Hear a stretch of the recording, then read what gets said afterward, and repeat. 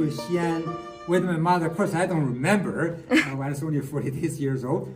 I was raised in Xi'an, and we didn't leave Xi'an until 1960. My childhood is in Xi'an. Not in Xi'an city, though. It's in Caotan, the state farm outside of the city, on the southern bank of the Wei River.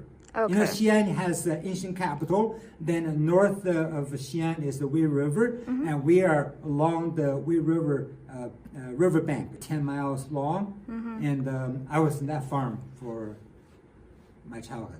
Well, it's just very careless, very happy childhood. Being a foreigner, there are some drawbacks.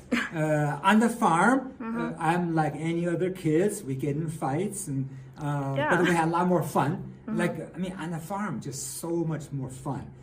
It's more fun than American farmer. Because really? You live in a village, and the village, all the kids play. Play at night. We play hide and seek. We call it 抓特. I was a real troublemaker. We have a water tower in the village, and I would just climb up and on top and saw the far scene. That's it. That's how a happy childhood you remember. And we all went through the hard time together. And the kids are really, you don't have nothing to worry about compared to the rest of the world where people have to worry about war, famine, disease. And we're like very carefree. Today, people have a lot more material things, but they're not happy. Nowhere near as happy. These kids going on all kinds of tests, some extra activity, doing the homework. Our days don't have any of those stuff.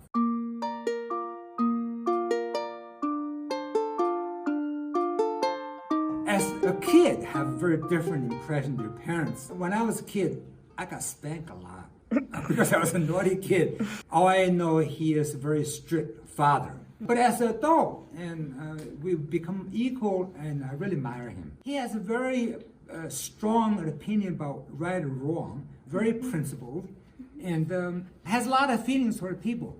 And he is very sharp. And only in my adult life that I realized he has a lot of humor. I mean, he just incredible. My mother is just this sort of opposite. And my mother can't make jokes, but my mother will laugh at jokes. My father is just joking all the time. It's a lot of humor. My father has a very good memory. He hardly ever takes notes. My mother has poor memory. She takes notes every place. I have a whole few buckets full of notes. Work notes, study notes, diaries, and everything. And I inherit my father is not taking much notes.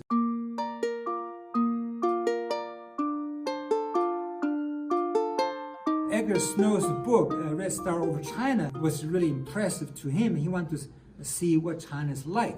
But neither one decided going to stay in China forever. First, my father came, and Hunan Nationalist General sent nearly 300,000 encircled this Yan'an, this area. My father witnessed in 400 days that the communists, with only about 24,000, defeated over 300,000 troops. And just by relying on the people, be with the people, the whole program, land reform, that mobilized the peasantry, joined with the communists, fighting against the nationalists.